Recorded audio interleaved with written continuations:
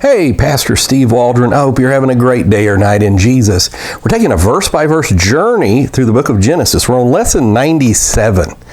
Genesis 47:14. Joseph's been revealed to his brethren, type of Jesus Christ. Eventually, he will be revealed to the Jewish nation, at least a percentage of them. And let's get started. Amen. Thanks for being here. We do want to say check out our other verse-by-verse studies through the book of Genesis. And again, this is lesson 97, but also Proverbs, Matthew, and also we've completed the book of Romans. So got well over 200 verse-by-verse lessons. So let's dive in. Thanks for being here, using the King James Version.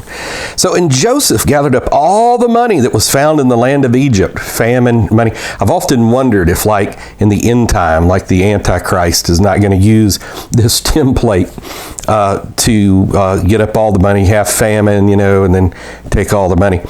And in the land of Canaan for the corn which they bought. And Joseph brought the money into Pharaoh's house. Now, when it says corn, that just means grain. Some people think it means actual corn, like we have maize, here in the United States of America. Other people would say barley or wheat or something else.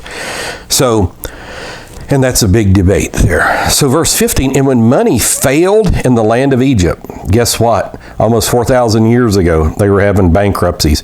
Just a few centuries after the flood, they were having Weimar Republic, Zimbabwean hyperinflation. The money failed. And in the land of Canaan, all the Egyptians came unto unto Joseph, and said, give us bread, for why should we die in thy presence? For the money faileth. So this was that dream he had, prosperity, famine.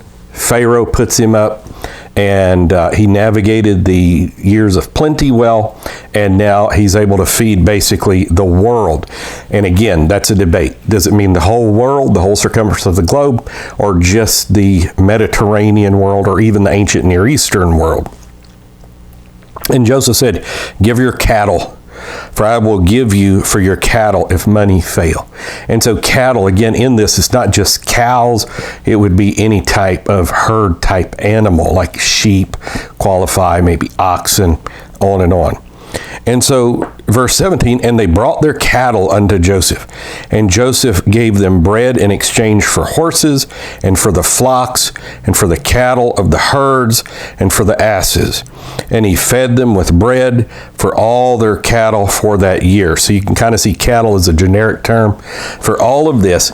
And so what's happening here is during the famine, Joseph is working for Pharaoh, being very judicious, and gradually getting a large percentage of the wealth to Egypt.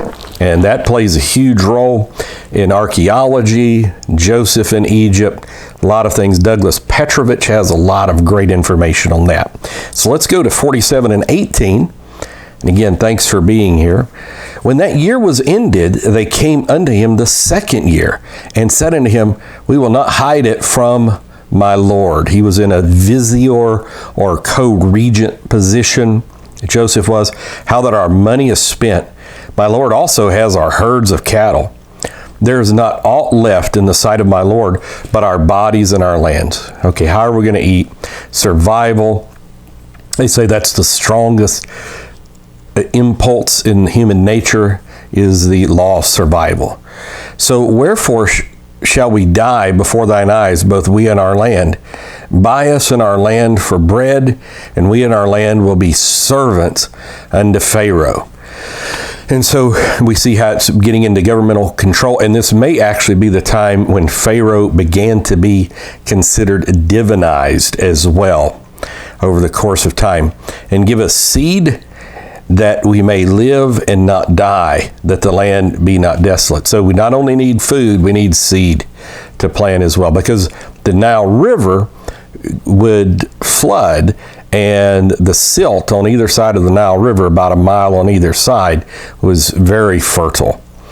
So verse 20, and Joseph bought all the land of Egypt for Pharaoh, for the Egyptians sold every man his field, because the famine prevailed over them. So the land became Pharaoh's. Just like in the U.S., somehow private property is the foundation of capitalism, communism, abolition of private property, and don't pay your property taxes and you'll see who owns your land. So, and I'm not saying that in a rebellious way, I'm just saying in a matter-of-fact way, not telling you not to pay your property taxes, because Sister Waldron and I pay our property taxes very diligently. So, verse 21, and as for the people, he removed them to cities from one end of the borders of Egypt even to the other end thereof. So he moves them into 15-minute cities. Now, Joseph, very good man, great man, type of Jesus Christ. But again, I've often wondered if maybe Satan won't use some template of this in order to gain a large amount of control in the end time under the aegis and auspices of the Antichrist. Only the land of the priest bought he not, for the priests had a portion assigned them of Pharaoh, and did eat their portion which Pharaoh gave them. Therefore they sold not their land. So it's kind of like it was in England, that you had King James, Queen Elizabeth, and they nourished the priests of the land. And so that's what was going on there. Also, we're not sure. We know a few centuries later, in Moses' time, the priest had amazing demonic powers. Janus and Jambres. They could throw rods down, have them turn into snakes and this kind of stuff. Turn the Nile into blood. So maybe they already were exercising some of these demonic things.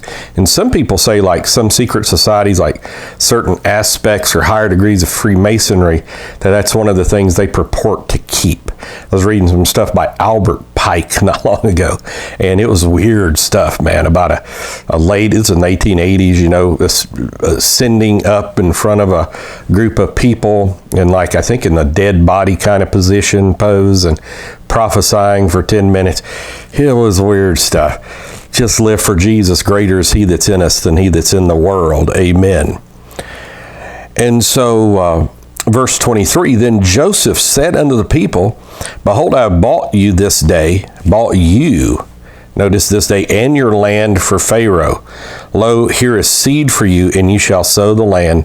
So he got them first, then he gave them seed for survival. And so this, my old pastor used to say, when the Antichrist would come, that people would love to take the mark of the beast. They'll be clamoring for it. And it shall come to pass, verse 24, in the increase that ye shall give the fifth part unto Pharaoh. 20% tax. God only has 10% in offerings.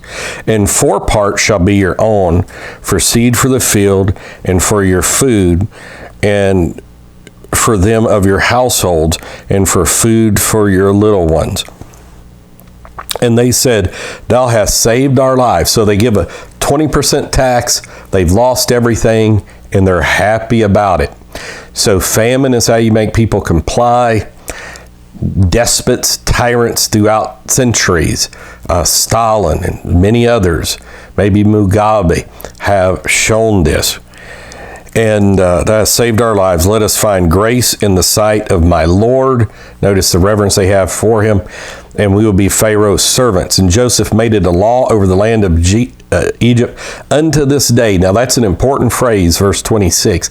Unto this day, because Moses was writing it. So hundreds of years later, it was still a law. In the New Testament, we find out Jesus affirms constantly the Mosaic authorship of the Pentateuch, first 5 books of the Bible. That Pharaoh should have the fifth part except the land of the priest only, which became not Pharaoh's. Verse 27, and Israel dwelt in the land of Egypt, in the country of Goshen. So notice it was part of Egypt. It was like a state. They called it a country. And they had possessions therein, and grew and multiplied exceedingly. Verse 28, and Jacob lived in the land of Egypt 17 years, a long time. He was away from the Holy Land, with Laban quite some time. What was that, 20 years, 17 years in Egypt. So the whole age of Jacob was 147 years. And so that's a good stopping point, because he's about to give some blessings and even prophecies of his children right before he dies. So God bless you. Thanks for being here. Check out our other videos. Please subscribe, hit the bell notification, and God bless you. Bye-bye.